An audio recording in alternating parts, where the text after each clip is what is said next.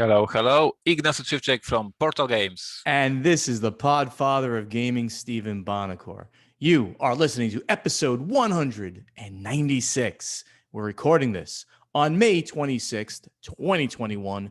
And it's like our first 2-week delay in over a year, I think. So don't get mad at us. Be mad at Mary. Be mad. It's Mary's fault. But remember, Board Games Insider is a proud member of the Dice Tower Network. And do you think, Ignacy, that Tom Vassell would take me in since I am now homeless? I mean, maybe I could just sleep at the Dice Tower Studios for a little while. I mean, do you think he would take me in? Just me? Well, and Paula, and Percy the cat too. You think? Do you want to live with him for a couple of days? Would somebody would probably get killed, but the thing is, I'm homeless now. But we'll talk about why and all that, and we've already mentioned some of that going on. I have terrible answer for this question. If this question would be, if you live with me, if I take you for a few days, there's too much energy in you, guy. I would not stand it. After 2 days, I would kill you. Too much happiness and smile and energy. I could not stand it. And I would say, Steven, stop. Maybe you'd make me more Slavic. Maybe I would become Polish. I doubt it. Hey, man. So before we even begin, let's remind everybody, and we'll tell them more about it during the event deck, that we have a contest running for our 200th episode, which is coming up very soon. So stay tuned. Listen, you probably know already, hopefully, how to enter it, but we'll remind you. And we want you to enter because we're going to be giving away some games. So in the meantime, Ignacy, what is happening at Portal Games? So the day is finally here. Vienna Connection is going to be released tomorrow. When you are listening, it is already released. So I was talking about this game for the past few months, and finally I will shut up. It will be released, and you will no longer hear me about this game. But of course, we are all excited. And as our listeners remember, we did a pre-release of the game. That means we shipped 1,800 copies to pre-orders for all of you who pre-ordered the game. So that was a huge thing for us, and we have the first feedback of players playing the game, so it is amazing for all of us, for the whole team who prepared the game. And yes, you can go to your favorite local game store and support it, and support Portal Games and buy Vienna Connection. Very proud of this design. And in the first weekend, we had this pre-release weekend when the website of Untitled was available for all of you who pre-ordered the game. And we had this date, May 21st, play the game in the opening weekend. And we had more than 300 groups playing in this very first weekend. So it was exciting for us to see in the Untitled when people are logging in and playing. And we were very, very happy to see that.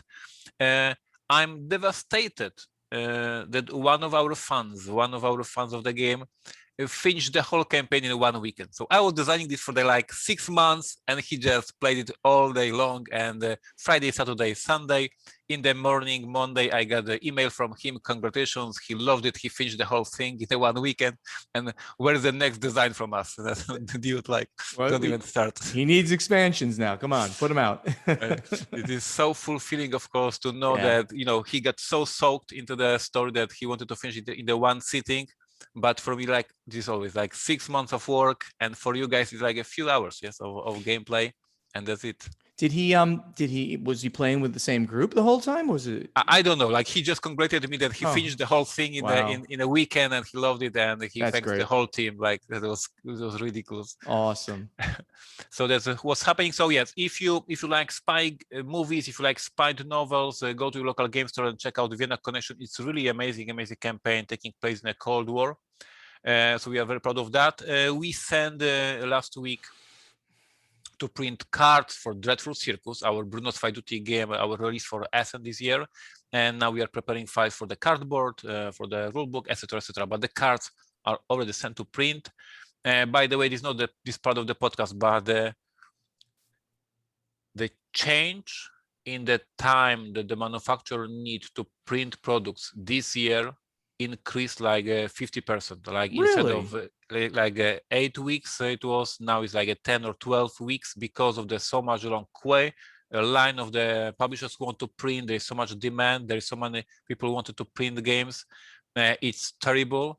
I'm in the business for so many times, so many years, yes, and still with my whole networking, we need to beg publisher, hey, guys, we need to put our product on the printing machines. So many companies decided to not print in China because of the container problem and shipping problems, and so many companies started to print in Europe, and it makes a ton of problem for us, but we'll see. For sure, it will be very hot season before Essen, when everybody wants to print the games in time. It's gonna be a mess. And on my developer desk, 11, the Football Manager game. In June, we will have a draft page for a crowdfunding campaign, and then a few weeks later, we'll start the campaign. So if you ever played Football Manager on your computer, this game for you. You are running a game, football club. You are hiring people. You are hiring soccer players, and going to have fun. This is what we are developing right now. Video of the week I recorded this Monday. Why big companies bail off GenCon. This is one of our big news for today's episode, I guess. So if you want to see my opinion, like in a half an hour version, like a short, not short, but a big version, why big companies bail off GenCon, go to Portal Games YouTube channel. I record videos every Monday, 9 a.m. Eastern time. This was happening. That's interesting. Yeah, we may or may not get to covering that. Maybe today, maybe we'll push that up so that we do cover it in the news. But yes, I want to know what you think. I guess why don't we cover it? I mean, we have that video, but no, okay, maybe we'll let them go look at the video and then we'll cover it. How's that? That sounds like a good idea. Perfect. So over at the Podfather of Gaming, as I mentioned, the news of the week here is my state of homelessness. That means that I have moved in with my brother, and that includes Paula, and that includes the cat. Percy is here. And we moved into his very beautiful, very large house, which is only about 6 miles away. So this is an upgrade. Don't. So you are still in Florida? Oh yeah. He lives 6 miles. I have 3 brothers. I'm the oldest. Number 2, he lives right here, right close to me, in Florida. We have started the renovation officially as of just a few days ago. And what that means is literally they have destroyed the entire first floor of the house. There's some footage of that. Can we see the You can, and I haven't really posted it like on Facebook and stuff, but I do want to. I don't mean I'm an open book. I don't mind if people see, but yeah, I mean I took pictures of like the before, like with all the stuff, and then the after where we had to remove everything from the house because this is such a mess that you got to take everything out, including all the games, all the Calex and all the games. They're all in a storage unit, and I took pictures of that. And now I took pictures of the demolition, and it is down to the subfloor, and even some of the walls are coming down. It's wild. So now we meet with them to discuss this, that, and the other little tweaks to the whole design. But it has just started. This is a 7-week process. Within 2 weeks, though, we should be able to go back and at least live there. I'm not going to live here for seven weeks. That would be uncool. We're going to go back, live upstairs. We won't be able to eat there. There'll be no kitchen, at least not fully blown out yet. But as soon as that put in, then you can constantly do a little bit more. I've never done anything like this where basically you're doing everything in the house: flooring, the full kitchen, full bath, feature wall, a bar. I've never done anything like this in a house. I just buy a house and you modify things a little bit here and there. This is wild. But, we're going to be here for a long time. Going to make it our own. So that's going to be the fun part. I'll start posting on Facebook and maybe even some YouTube videos of the craziness that's going on.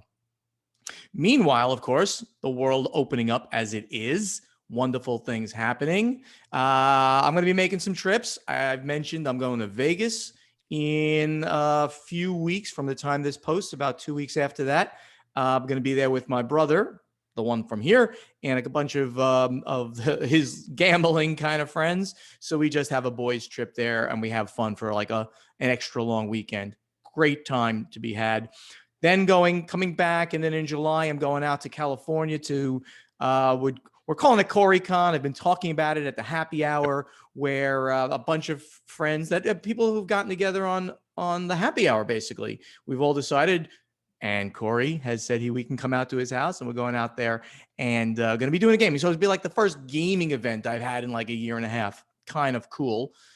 And then I'm going to spend like an extra week, maybe a little less than that, out there in California and doing, I'm calling it the Podfather Food and Wine Tour. And I'm just going to be going through Napa Valley and Sonoma counties and just eating great food and drinking some great wine. I'm just so excited about like getting myself back out and doing things, So, you know, can't wait. Retirement sounds so terrible, really. Well, it's been hard on everybody just to be sitting at home. Even if, you're whatever you're doing now, I can, boom, get myself out there. This is going to be fun. The last thing I'm going to mention is that this past week, I went out to the Kennedy Space Center.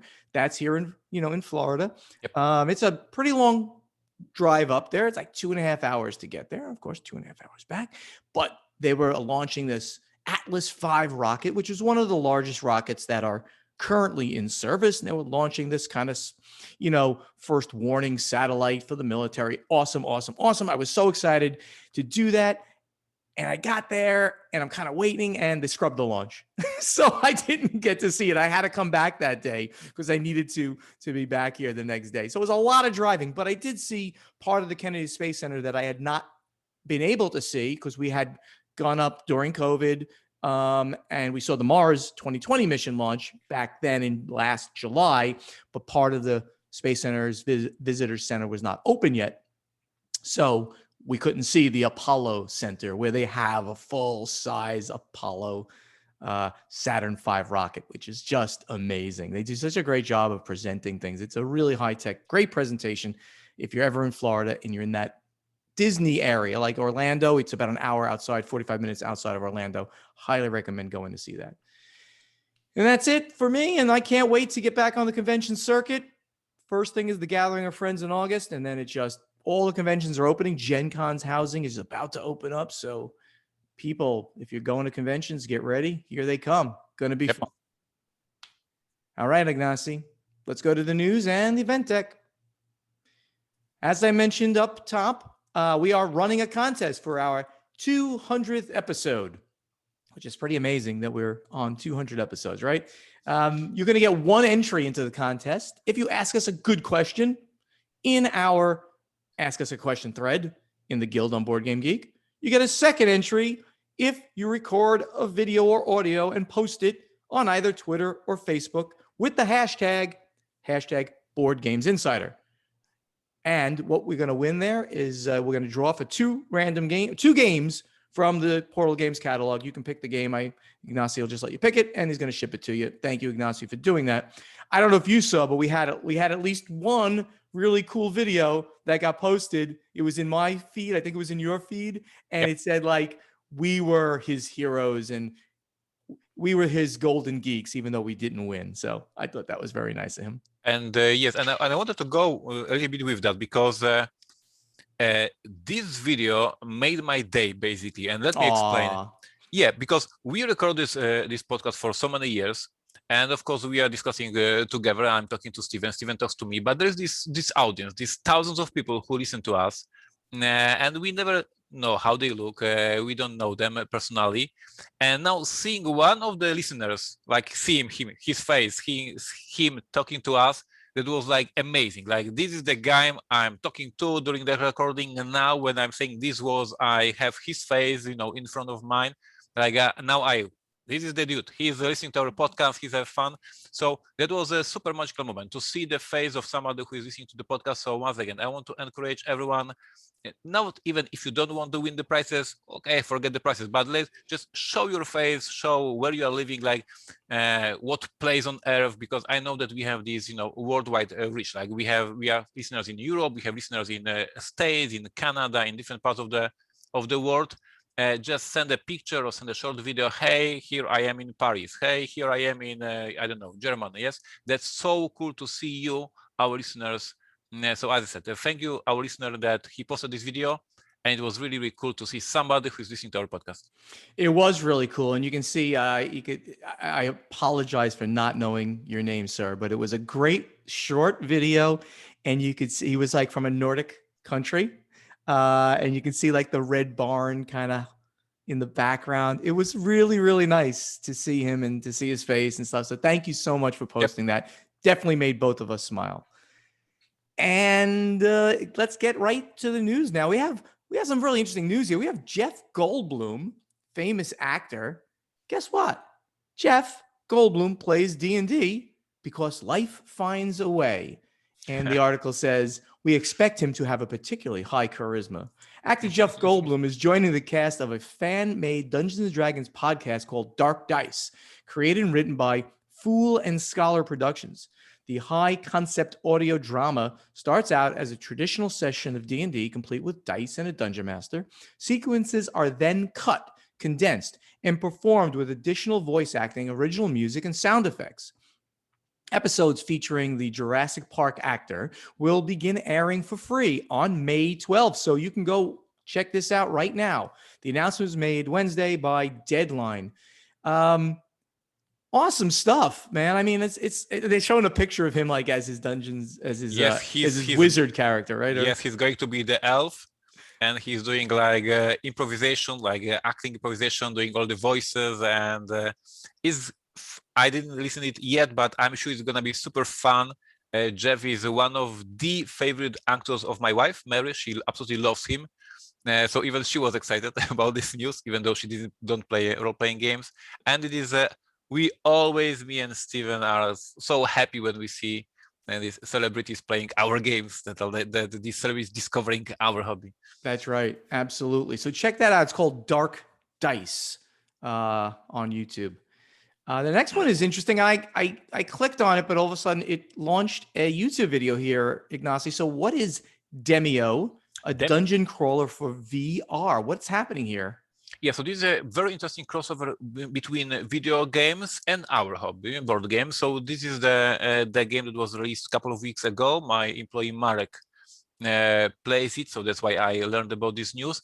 And this is a full-blown dungeon crawler. So you have your miniatures, you have your monster, you have your dice, you have this dungeon, you are moving the pieces like in a regular dungeon crawler, but you are playing this with these VR googles, or however you call this stuff, and the whole board and the miniatures and everything, is animated and doing the voices and fighting. So we are playing a regular board game, rolling dice, moving pieces, etc. But everything is animated because you have this VR.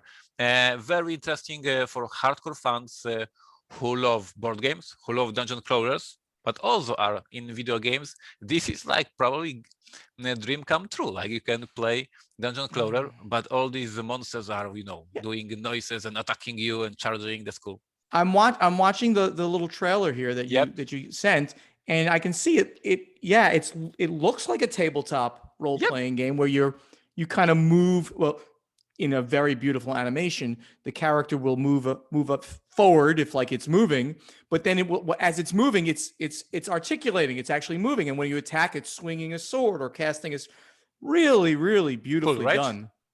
Oh, I'm definitely going to check this out. Yeah, like the assassin is posing in his little way and stuff like that. Wow, it's called Demio, huh? So nice find on this one. So what's our next one we have here, Ignacy? We have that All About Games Consulting Company. You also found this one. What do we have here? Who's in charge of this one? So these industry veterans, and you can click about us, and I guess these people. Yes, I do. Yes, Carol you do. Rapp from Asmodee. She was the CEO of Asmodee Germany. Very, very lovely person. I certainly also know Daniel Steele, who was part of the Estevium. Estevium which was part of Asmodee, and he left there. And I'm not sure I know Cedric de Lobel, but also from Asmodee. So 3 Asmodee veterans all got together to create a So this is the consulting company? yes, their mission, as they say, is they will help you either contacting manufacturer, doing all the playtesting, looking for the IPs. Like if you want to get into the board gaming and if you want to found a company and you have a lack of knowledge in some of the areas in running the business, this is the company to help you. And we can say that from the experience they have in the industry, they know what they're talking about. Like they were in every single front of the running this business.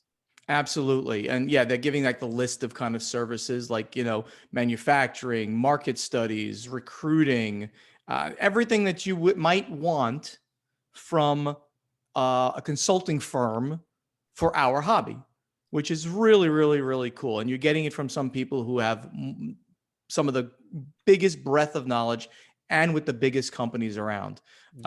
So you can check them out at allaboutgamesconsulting.com. I think that's a great way of like, if you're interested and you're not sure how you might want to start, check that out. And maybe that will give you a leg up on how to do it. And how I think also is, I don't know if you agree, that it is a great opportunity for the creator who had a good Kickstarter campaign and he wants to move to the next step. Like he already has some success, but he doesn't have a networking in the industry. He doesn't know how to work distribution. He doesn't know how to find a partner, but he already has a game that has some buzz, that has a game that has a success, and he wants to make the another step. Contact them, ask some questions, and make the next step. Very, very interesting. So in our next portion of this, we have a former IDW publishing EVP, Executive Vice President, joining CMON. I thought that was interesting. I stopped trying to talk about IDW, but now he's moved over to CMON. Jerry Bennington, who recently left the position as president of IDW Publishing, he was the president there, has joined CMON as head of licensing. That he has confirmed. Bennington has also formed a consultancy group, Red Owl Incorporated, and will also work with other clients. Yeah, interesting. So he's going to be head of licensing and working on other projects as well. In his new role as CMON head of licensing, Bennington will manage development of licensed products, including licenses for CMON gaming brands that deliver new themed content to current players and introduce new gamers to CMON games. So, this is another one of those stories where, you can really, if you try hard enough, there are some good, big, interesting jobs in this industry. So you might even be able to leave an industry that you were doing well in and do something that you have more passion about in this growing industry of ours. Anything on that, Ignacy, or no? I don't know, because you are not working in this industry anymore. You are on retirement. I'm still in the business. So you made in this podcast so many mean comments about IDW losing money every time. So I don't even want to go into there. Let's move on. No, my comments about IDW were not mean. And Mr. Bennington, I never was mean to you. I was just reporting they're a public company. They have got public. I've said some things about CMON too that were exactly. This is the combo that let's move on. I'm afraid what you will say. Oh my gosh. No, nothing mean. Nothing mean. Always positive. So I remember we reported 2 or 3 weeks ago, IDW losing license for Metal Gear Solid. There was a case. Do you remember? Right. There's always some bad news. So let's move on. I don't know. That's very good. No mean things going on. I promise you. Not from it. It's just news. We just report it the way it says.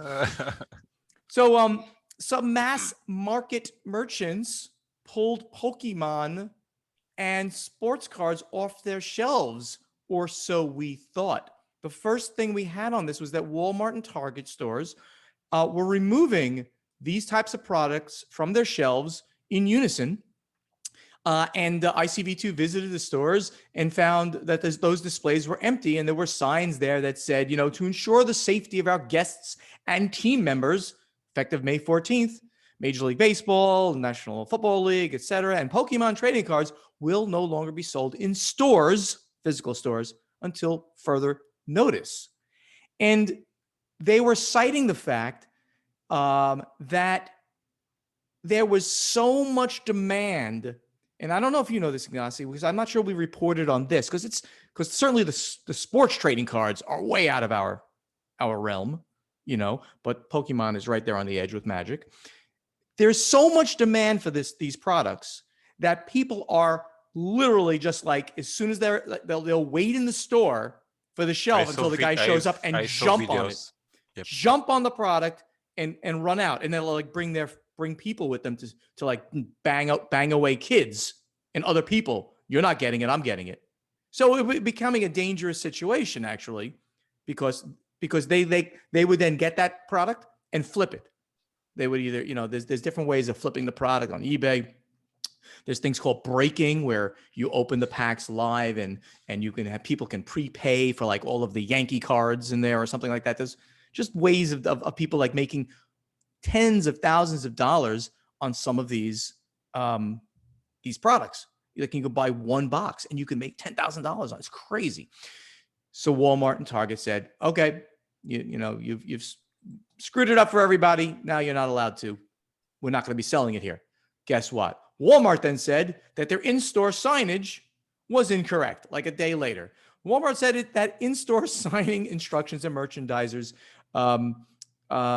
will be stocking in their stores. We have not suspended the sale of any trading cards, the company said. Like other retailers, we have seen increased customer demand, and we are determining what, if any, changes are needed to meet customer demand while ensuring the safety and enjoyment of the shopping experience. So this whole thing comes down to, you think board games are hot, and the things that we do are hot, and certain games are big. The stuff that's going on with certain trading cards and collectible cards is so out of control right now that they had to take this kind of measure. Pretty wild, huh?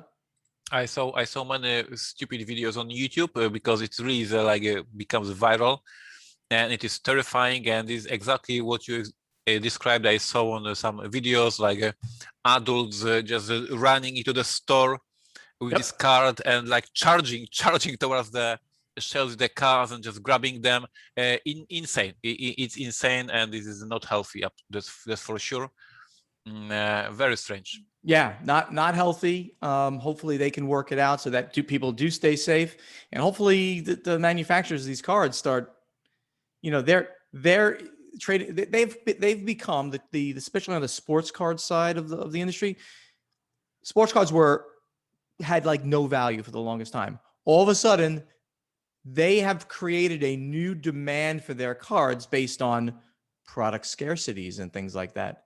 They are constraining supplies so that their products are now as big as they've ever been. Like a rookie card from somebody this year could be worth more than like Babe Ruth's card. Think about that. That's like crazy. Like some rookie who's supposed to be really good this year, it could be $30,000 for that card. I got a friend in the business, so that's the only reason I even know about this kind of stuff. Crazy. Hopefully they can work this all out so that people will actually be able to get cards that deserve to get cards, like kids trying to get their Pokemon cards, right? Exactly. It's like really uncool, like that people are like banging kids out of the way to grab all the cards. So the biggest of the biggest awards, we talk about it all the time. What is it? It's the Spiel des Jahres. The nominations have been revealed. No, there's the bigger award. The biggest award is the Master Predictor, and the person who wins the prediction award is the biggest of the year. And I remember in January I said the Micro Macro Crime game will be nominated for Spiel des Jahres. So you did. Please report. So you suck. You just suck. So Ignacy is starting the next brag of the week here. So the nominations for Spiel des Jahres, a prestigious, the biggest, and it's the German Game Design Award, were revealed along with the nominees for the Kenner Spiel des Jahres and Kinder Spiel des Jahres. And the nominees are The Adventures of Robin Hood by Michael Menzel, published by Cosmos. Micro Macro Crime City by Johannes Sieck, published by Edition Spielwiese, and Zombie Teens Evolution by Annick Lobet, published by Le Le Scorpion Masque. And we might as well mention the Kennerspiel as well, because they're very important. That's the Gamers Games or Enthusiast Games. Fantasy Realms by Bruce Lasko, published by WizKids. Lost Ruins of Arnak by Min and Elwin, published by Czech Games Edition. And Paleo by Peter Rustenmeyer, published by Hansum Gluck. Awesome. I think these were very good choices. And congratulations, Ignacy, for picking Micro Macro, which obviously was definitely, as the buzz kept rolling and rolling and rolling for that game, I could see it happening like, oh, yeah, this game. In January, it was a long shot. Let's face it. In January, it was a long shot. Now it is more obvious. Every game is a long shot in January, right? Because nobody knows what it's going to be, right? So, yeah. I've seen the prototype for this game. It is very different and very cool. I have never, I've never played what was only in German for the longest. It was only in English, I guess. The Adventures of Robin Hood. That's why, because this game has been out in English, but now it's out in German, right? Is that the why it? Because I thought I remembered this coming out a couple of years ago. And I don't think so. I don't think so. Okay. No. Last year was the first. It was the first year it was published. Okay. It might have been published early in the year because I thought I remember this from a while ago. But this game looks gorgeous, of course. Michael Menzel is artist first, and he's a designer second, right? So Legends of Andor was his first design, and that was certainly a very big game. Also gorgeous looking. Everything he does and illustrates is gorgeous looking. And, his game design cred continues to go up. So I'm very much looking forward to playing at least two of these. And of course, I'd like to check out the Zombie Teens Evolution as well. That's a more different kind of game than I would normally play. I'd like to see that as well. One interesting thing to report about this is that, and this will bring us into the Kinderspiel des Jahres category, is that the company, Le Scorpion Masque, has been nominated in 2 categories, which is amazing. So Zombie Teens Evolution, as well as in the Kinderspiel des Jahres, it's, where is it, Ignacy? Mia London. Mia London from Antoine Bauza. Mia London and the Case of the 625 Scoundrels by Anton Bauza and Courtin Lebrat. And that's also by Scorpion Masque. So that's great. Great news for them. And congratulations to all those who were nominated. The announcements will be made for the Kinderspiel des Jahres on June 14th, coming up very soon. And then July 19th, the winner for the Spiel des Jahres and Kennerspiel des Jahres, the really important ones for our industry. Yep, and Ignacy wants to invite everyone to check out his vlog, because on my YouTube channel, I recorded a video, my opinion about the Spiel des Jahres nominee. So if you want to hear my opinion and my review of these games, check out my YouTube channel, because yes, I discussed this amazing designs, bottom line. And he brags about how well he predicted Micro Macro. Awesome. All right, let's get over to our strategy and tactics segment. All right, everybody, here, strategy and tactics. Make sure you're posting questions in our guild. You'll get a nomination. You'll get an entry into our contest, our 200th episode contest. So please go do that, and we'll answer your question, hopefully at some point in the future. First one's from James Engelhart, who's at Magister Ludi. He asks, I've been a book editor for many years, and I'm curious about how rule book editing works. Do you send a Word document and ask for grammar, style, and consistency review?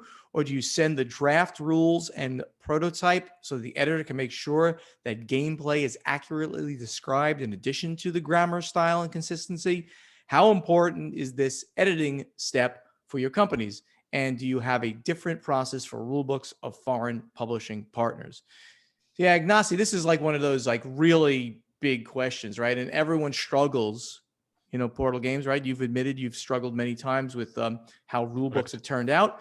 What would you say your process is in general for getting a rule book editor now, right? He's talking about truly an editor, not the writer, and maybe like somebody to review the writing. Yeah, so there are this. So first of all, as Steven said, most of the companies struggle. Portal is no exception here. And even the last week, I had an internal discussion with my employee how German rulebooks are amazing. She contacted me on our messenger, internal messenger, said that she read another Cosmos Games rulebook. It was so amazing, so clear, so well laid out. And I said, yes, in Germany they can make amazing rulebook. They have this long time tradition and skill and education about that. All other companies from different countries, we are still learning how to make a great rulebook. And the biggest problem with rulebooks and editing them is that one thing, and James is mentioning this, language editing. So if the language is proper, if there is a right grammar and everything is clear, but then there is another layer. If these rules are explained the way that people are understanding them, and it's like a completely different skill set, the completely different editing way. And on top of that, there is a third layer that is the layout. If the examples are done well, if the artwork in the example shows the right part of the board, for instance. So there's so much more to do with the rulebook in terms of the editing than just a book, because we are talking about the language, we are talking a clearance of the explanation of the rules, and we are talking about the layout, and everything all together then changes into the amazing German rulebook or so other rulebooks. So very, very difficult. And yeah, I know we mentioned this and we reported that in previous episodes many years ago. In Germany, there is a convention dedicated for editors when editors from different publishing houses in Germany have the 1 week convention when they have like workshops how to write rule books. They tear apart their own rule books, they discuss, and they are improving every year. They are discovering the better way to lay out the rules. But this is Germany. They are playing board games for many years. Yes. Yeah, that was a really interesting way of putting it. It's like three different layers. Layout, which is a graphic design function mostly, but of course the person doing that has to understand the way a rule book needs to be presented. Then there's are these good rules for a gamer, and is the language correct?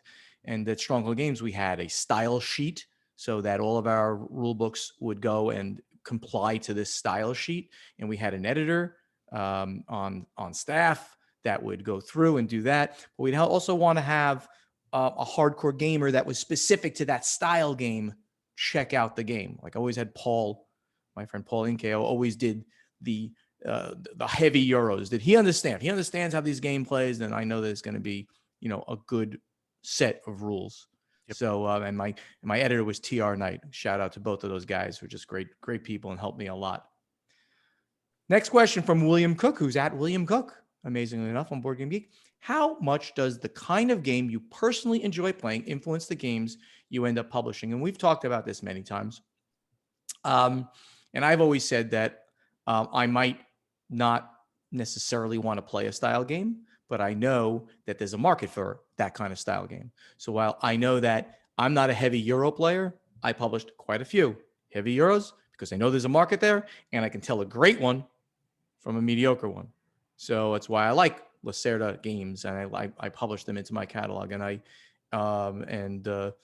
games by all the games I did with Eggertspiel and things like that. So that it was a heavier game. So I'm into publishing great games for various segments of the market. Nasi, how about you? And yes, this is one of the rare situations when we are agree together and we are like the same. So, for instance, here in Poland this year, Portal Games released like 6 games already, and most of them I will not play because they are too difficult for me. Because we do a Tekken, we do Bonfire from Stefan Feld. These are very difficult Euro games that are too difficult for me. So I respect these games. I believe they are amazing games that should be published in Poland, and I'm proud publisher of them. But personally, I play some lighter games at home with my wife. So if I like the game, it helps to get this game published in Poland. But if I don't like it, or if I even don't play it, still my team can tell me, Ignacy, this is a huge value, this is a great game, we should publish it. We know it's too difficult for you, but we need this in our catalog, and we do it. Yep, absolutely. Katina Chuvansky, who's at Kachu, that's very cute. She asks, I am always curious about everyone's gaming origin. So I'd like to know, what games did you guys love playing when you were younger, and what games drew you into the modern gaming hobby? Ignacy, what do you say to that? Yeah, so you have to remember that in Poland, in the 70s and 80s, we have Russian tanks on streets and on board games. So there was no board gaming when I was a kid. There was no such a situation. So I discovered the gaming when I was in high school, so very, very late. And I discovered them by role-playing games. In Poland, we had a very weird situation. Like it deserves like a science paper to discuss what happened in Poland in 90s, because due to very, very interesting things. First in Poland, we had role-playing games released, so Warhammer role-playing games, Cyberpunk, etc., etc. And then we discovered something like board games. Like board games had been published like 10 years after the role-playing games in Poland. So first I was role-playing gamer, and then I discovered board games, and this famous anecdote with me and my English. I heard that there's this famous game from Bruno Faidutti called Citadels, but of course my English was not perfect, so I accidentally ordered online a game called Kingdoms, because I thought Kingdoms, Citadels, the same. It wasn't the same. That's so funny. Instead, amazing role selection game from Bruno Faidutti, I got the boring Rainer Knizia game, which was very good. Luckily, it was very good, but I was so disappointed when I opened the box, and it looked so much different than on the pictures, because it was not Citadels, it was Kingdoms. So yes, I discovered first role-playing games, and then I started learning about board games in 2003 or 4, very, very late. I went through the entire cycle as a kid. I was playing Monopoly and all the family games, lots of stuff from Milton Bradley. They were kind of like cooler and more fantasy things, but still all these light things. Grew up, computers became a thing, they're like an actual thing. I was playing computer games for a bit. In the 90s, I got into CCGs. I was playing Magic. I was playing Vampire: The Eternal Struggle. Then the big Euro game revolution came in, and I was big Puerto Rico player, Amon Ray. I think I mentioned these games. I was playing all those games as they were coming up. I was going down like the BGG top 100 games, which obviously has changed quite a bit between now and then. And I was going down that list and like buying every one of them. I literally had at one point every game in the top 100. I think I went up to like almost, I think I went up to the top 150 games. I had every one of those games, and I loved them and played them. And I loved war games. So I kept playing. And then at some point when I realized, and then I went into MMOs for a bit. I was playing City of Heroes. I never did World of Warcraft, but I did MMOs. But in the end, I realized board games were my thing. I just love the social aspect of sitting around a table. I've told that story in the past, and that's my like cycle there.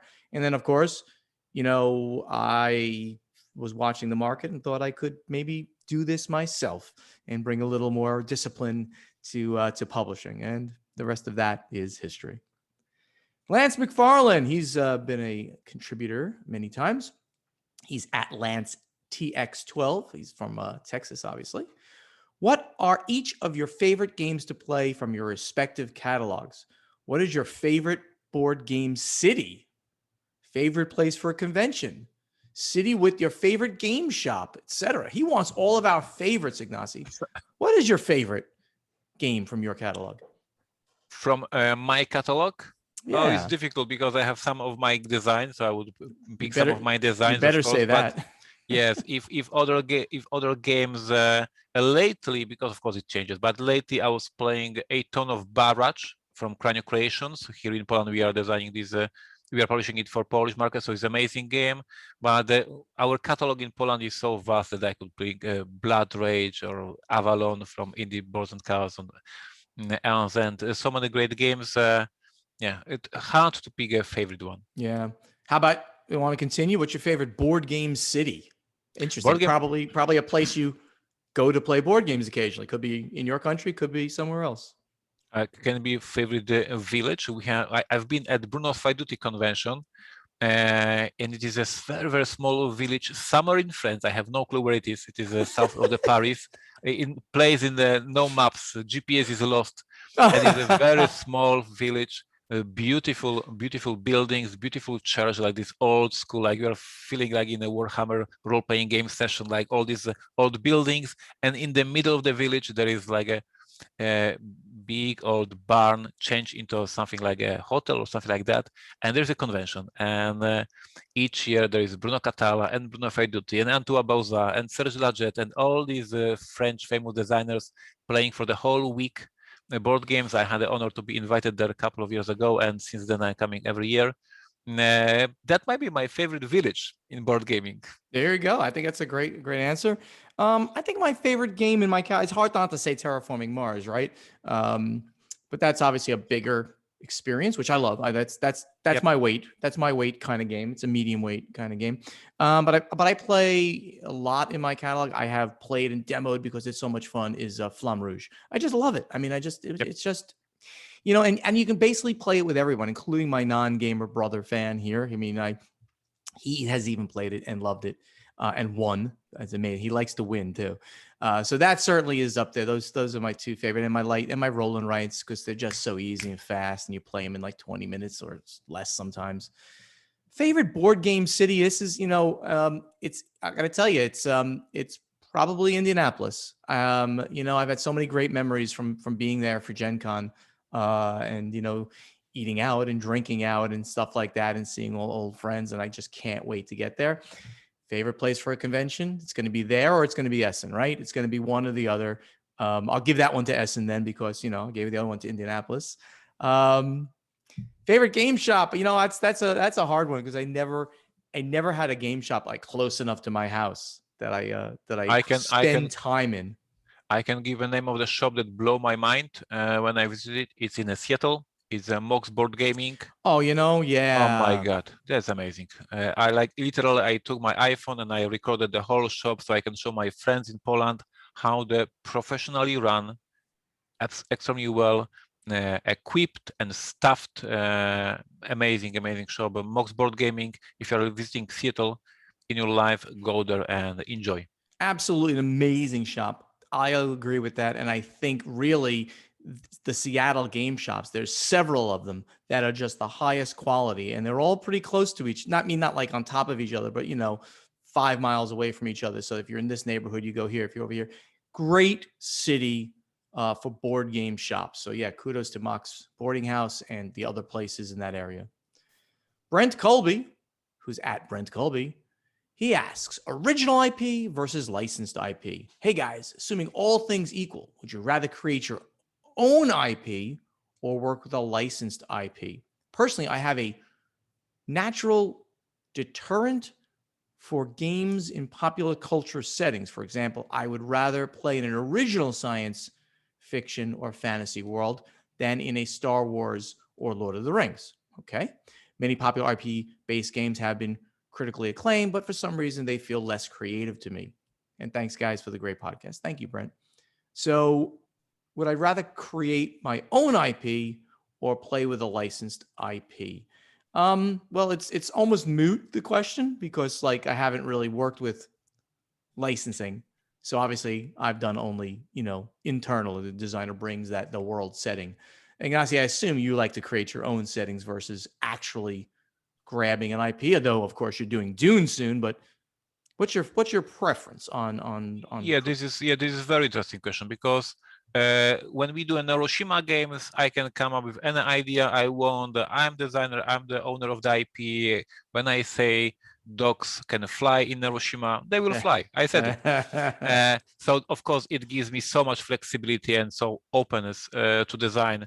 On the other hand, writing the case for Dune is an honor, is an amazing moment in my life, but you have so many restrictions. You have to accept every single piece of the text you wrote. You have to double check everything. You have to be true to the story. You have to be true to the spirit. You have to double check every single fact that you are working. So if you compare how much time it took us to design a case for detective and then to design a case for detective set in the Dune universe, it's almost twice as much time that we had to double check everything and to get this process of accepting.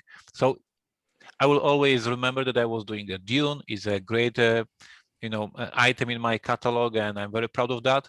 But there's a lot of work, additional work that you have to do with working with IP. Lots and lots of extra work. All right, Ignacy, I think it's time. We're going to move into playtesting. We are. I already I'm sorry for you to trying to understand my question and Oh, translating it. I didn't get a chance to edit your question. That's right. So you can say it, and then I'll give you the Yeah. updated.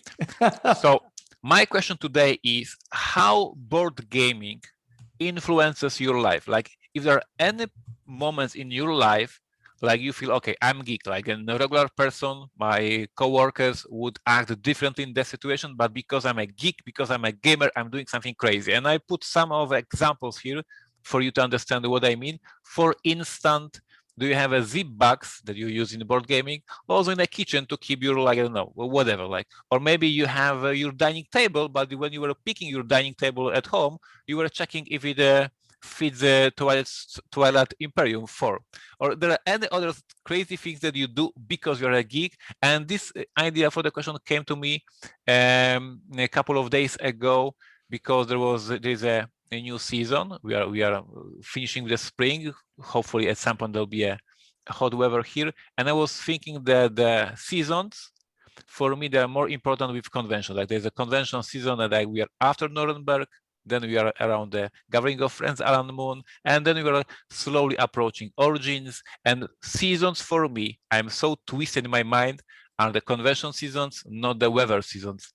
And when I think Essen, I think about the weather and the time. And for me, fall season is the Essen season. So do you have any crazy twisted experiences in your life with being a board game geek? He's still fixing my question. Yes, I have fixed it and it's perfect now. But I think everybody understands what it is. And my answer is like, I mean, it's a you and I mean, especially, um, almost our entire life revolves around board gaming. Even in retirement, almost my entire life revolves around board gaming. Obviously, to a lesser degree. I don't got to wake up and worry about my shipments coming out of China and they're going to make the convention and stupid things like that.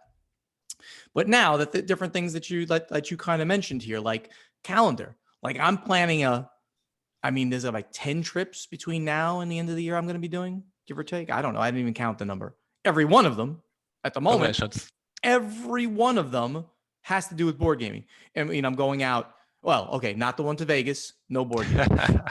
Then I go to Napa Valley. We're going to game for a few days. And then while I'm there, less gaming, more eating and drinking.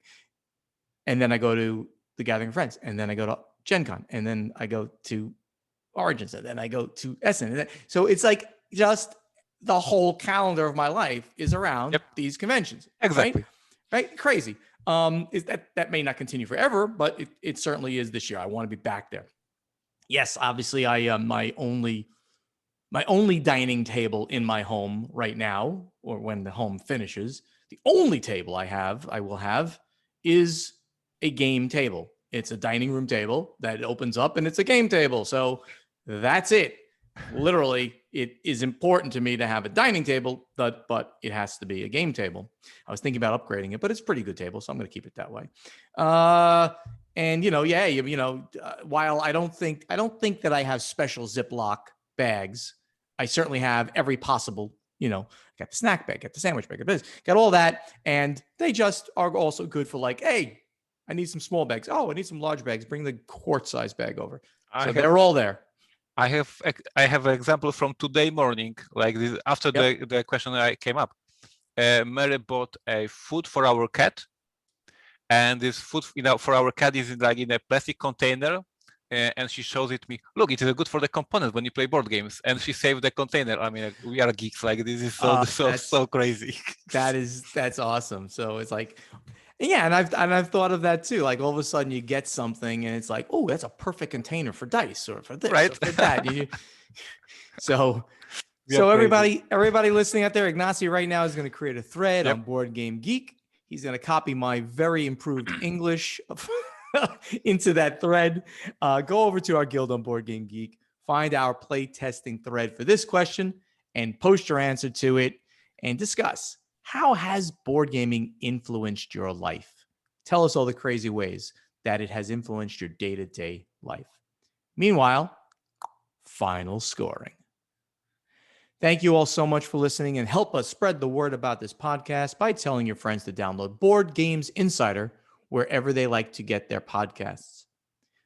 To ask us questions for our strategy and tactics segment, you must post them in the correct thread in our Guild on Board Game Geek. To answer our question to you from our playtesting segment, also go to our Guild on Board Game Geek and look for the thread with this episode's question. Board Games Insider has a Facebook page, so please like us on Facebook. And also on Facebook, please like Ignacy's page and Steven's page, /Portal Publishing and /Podfather Gaming. Websites are portalgamesus.com and podfathergaming.com. Please go there, sign up for the newsletters, and get up-to-the-minute information on what's happening at Portal Games and with the Podfather. Our social media, speak directly to Ignacy and Steven on Twitter, @PortalGamesUS or @PodfatherGaming, same on Instagram. And the YouTube channels are Portal Games Movies, Portal Games Gameplays, and the Podfather of Gaming. Hope to see you soon. The world is reopening. Remember, Board Games Insider was professionally edited by Matthew Jude from This Game is Broken podcast.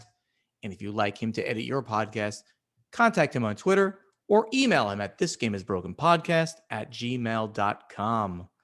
Ignacy, I have something that is new to mention that we didn't mention before, and hopefully is going to have an impact on the way people listen to us in the audio version of the podcast. Why did we take off a week, Ignacy? It wasn't because we were busy. Mary was busy because Mary is doing all these difficult stuff that we don't understand.